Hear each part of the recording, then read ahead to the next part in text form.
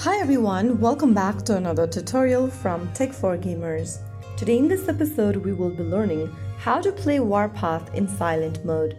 If you want to play Warpath in silent mode so that you can enjoy the game without sound, which is perfect for public places, late nights or situations where you don't want to disturb anyone, then here is how you do it.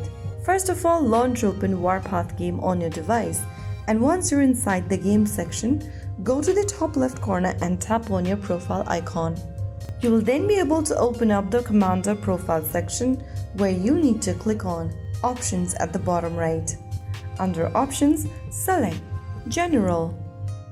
Under General, scroll down to Volume option and you will see the music volume and the sound effects volume.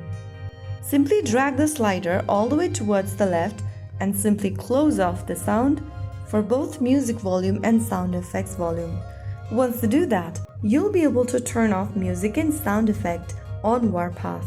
You can turn on sounds back on anytime by sliding this little slider towards the right and adjusting the volume of the music. That is how you successfully play Warpath in silent for a quiet, distraction-free experience. If you found the video helpful, don't forget to like, share and subscribe to our channel. I will be back again in the next episode. Thank you for watching.